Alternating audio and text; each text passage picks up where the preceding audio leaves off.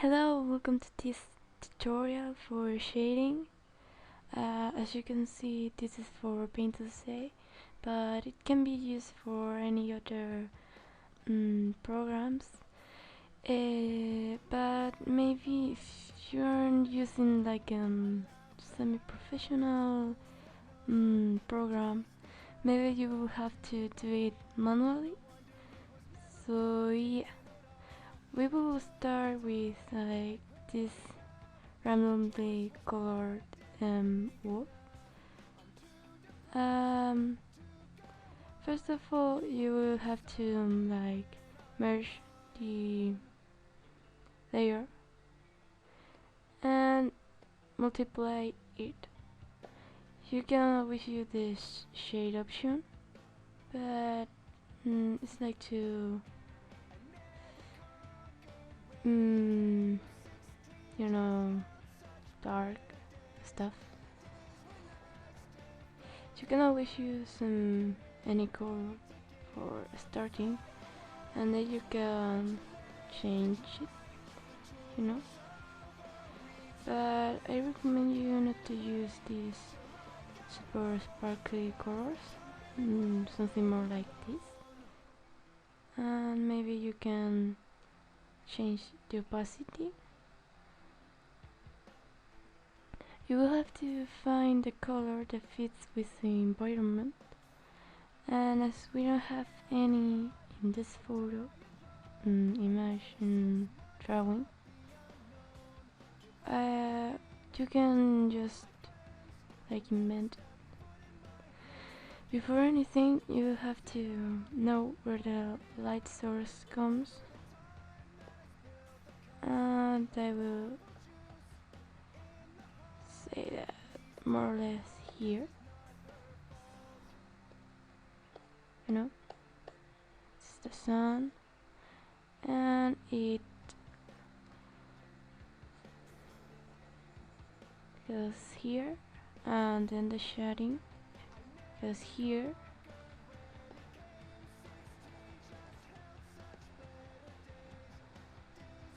you know, where the sun is not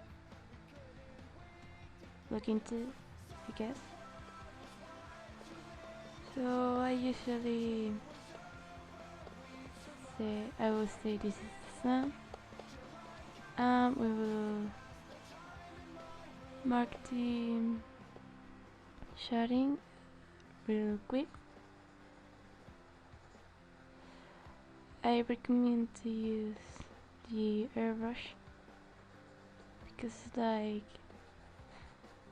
not so sharp, I guess, or maybe the watercolor. Then after this, you will see that if the multiply layer you just created is up from the first one, I guess, you can see a little bit where you just colored.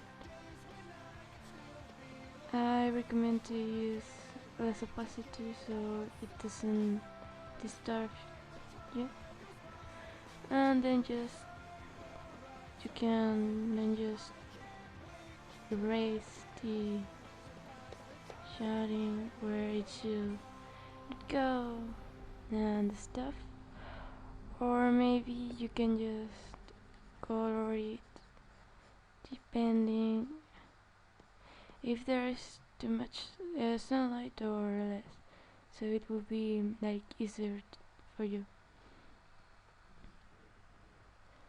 Okay, here we have some samples of 3 main colors of wolves, and here a sparky wolf and a normal colored wolf. These are randomly colored as the one before, so you can see that it doesn't look always like it should with the multiply.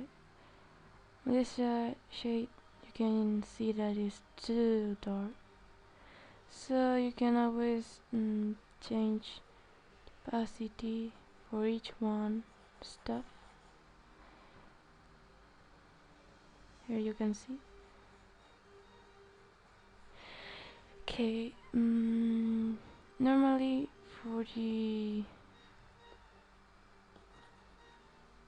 white wolves you usually use this like bluish color. See,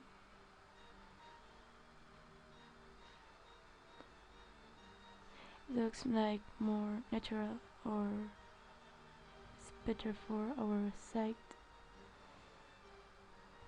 And well,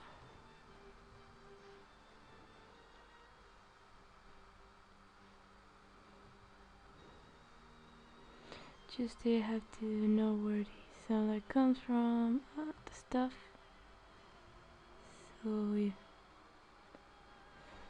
For the darker colors like black, when you multiply it, you will have maybe lay the opacity down, so it doesn't look too color, or maybe just use the same color, or lighter color. Dark colors are useful when you are shading dark wolves, cause it help it like looks better, I guess.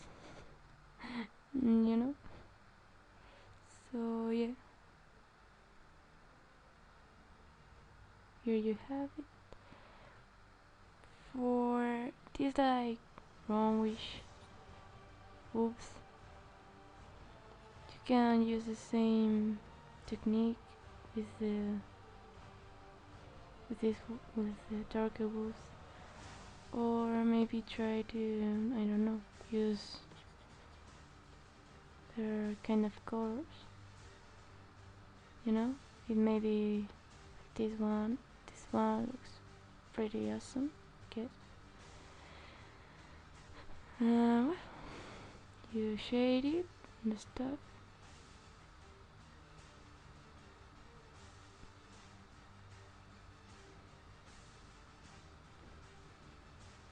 Lay down up the opacity, depending if this is the first, second, or third layer of multiply. Maybe for a sparkle and color, too much color wolves, you maybe will need to like use this, a color that helps you with shading, and then you can see where you're like putting the ink and stuff, because sometimes people tend to have too dark wolves, and that makes you a bit of well, it makes your mind like a mess, I guess. So yeah, more or less we have that. Now with the lighting is just the same. No, minity. With white wolves, you can't use lighting because it won't be there. But you can always use for like this, letting the deformate shading. In dark wolves, the lighting will look like very shocking, I guess. Yep. you will have to lay down the opacity maybe too much. Remember that you are not creating a if you're creating a realistic world, you can't like do simple shadings. But if you are like drawing something cute, it will be okay. Same with this.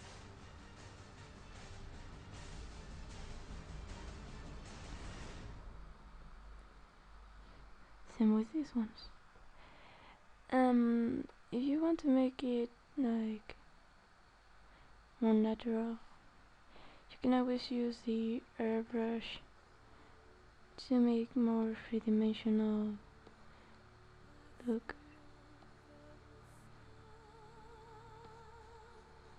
See?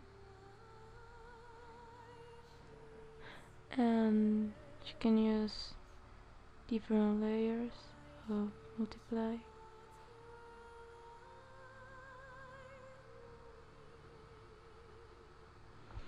Also in Photoshop you can have maybe more like modes, and in Paint to say you have like effects in the painting and stuff. Yeah, you can like change this. You can see a little bit of, you know.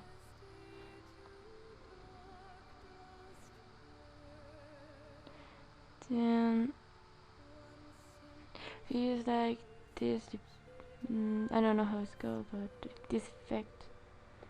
When you use the water brush, it won't be there, but it helps when you are like creating an anime. You see that they usually create like these lines. You can always change this, and it will make me help you, I don't know, depending when you use it or not. So yeah, shading it's pretty easy effect for your drawings, and as you can see, when you're drawing a more like realistic animal, you have to follow some rules of for you know and stuff. So if not, it will maybe look odd, you know. And it it isn't always something really easy, I guess. So you will need to keep practicing, and don't overuse the water paintbrush, because it will like maybe create a less professional look to your drawings, and it maybe look too messy when you finish it.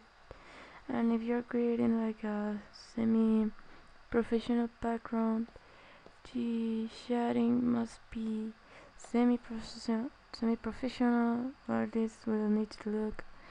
And if you're creating chibis, you can always use this deep water, or you can just not use it.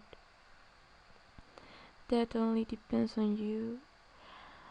And yeah, also you can use this like little effect that is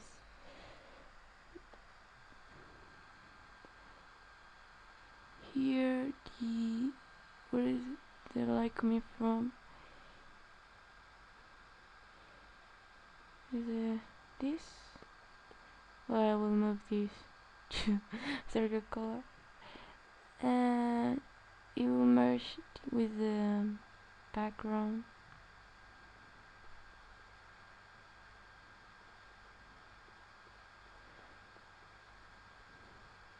See, something more like professional. Maybe you don't want this to look like that, and you just want this to be either, I don't know. The shading will always depend on your drawing skills, coloring and stuff. But yeah, thanks for watching.